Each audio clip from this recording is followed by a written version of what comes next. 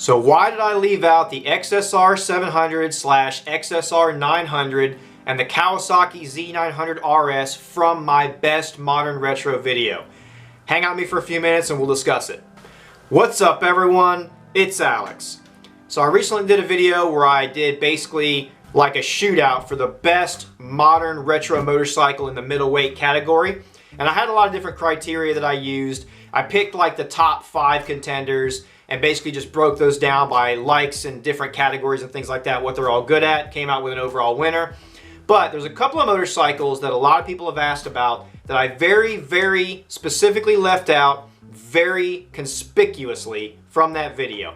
Things like the XSR 900, XSR 700 from Yamaha, and the Kawasaki Z900RS. Those motorcycles are retro themed and they would have fit into the CC size class that I was going with for the middleweights.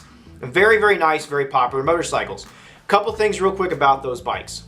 So those bikes, especially the XSR 900 and the Z900RS, despite fitting into the CC size range that I was going with, I probably would have put those motorcycles in the heavyweight category just because of the increased horsepower. The engine designs, etc. on those motorcycles are much more modern than the other contenders, and those motorcycles end up putting out considerably more horsepower than anything else that I was looking at, which to me would have put them at the very least into the heavyweight category.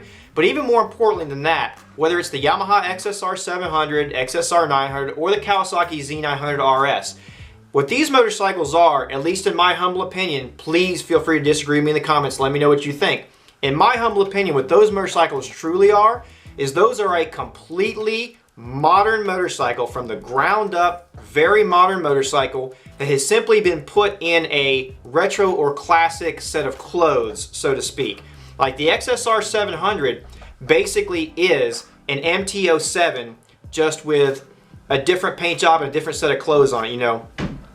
Different headlight, different tanks and everything, but it's basically a completely modern MT-07 motorcycle that has been redressed to look like a retro motorcycle. Same with the 900 and same with the Z900RS. The Z900RS is a Z900 with even more performance, etc., even more modern in a lot of ways, that has been put in a kind of a retro package. So instead of being a modern take on a retro motorcycle, like, you know, the Moto Guzzi V7, Triumph Bonnevilles, we'll talk about that in a minute, but Triumph Bonnevilles for the most part, the Royal Enfield 650s for sure, the Kawasaki W800 for sure, and even the Ducati Scrambler. All of these things, they may be a modern retro, but they are a modern take on a more retro motorcycle. For example, the W800 and the Royal Enfield 650, those are very classic retro styles of engine, just with some modern flair to them like fuel injection, etc., you know, and maybe some modern things like ABS. But for the most part,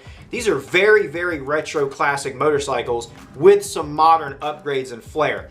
Triumph Bonnevilles, now I understand the most recent iteration of Triumph Bonnevilles where they've gone to liquid cooling, they're even more modern. They've become a lot more of a modern bike in retro clothing, but especially up to the liquid cooling, I had to put the Bonneville on there because up until liquid cooling in the most recent iteration, the Triumph Bonneville still was a very modern take on a classic type of motorcycle and really completely reinvigorated that whole category, so there's no way I could leave it out. But the XSR 700, the XSR 900, and the Z900RS, these are very from the ground up modern motorcycles that have simply been dressed up to look more retro.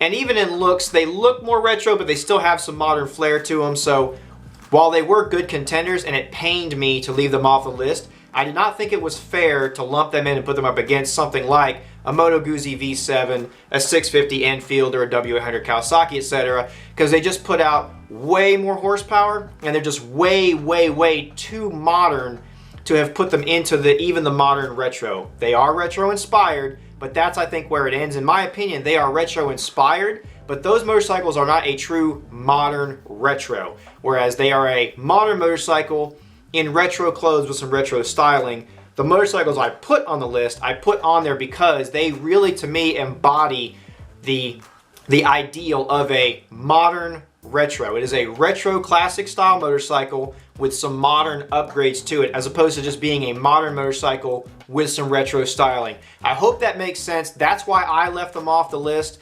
Let me know what you guys think. Agree, disagree. Let me know in the comments below. Let's have a discussion about it. But for those that were asking, those are the reasons why I left those motorcycles off of my list. Agree, disagree, let me know what you think.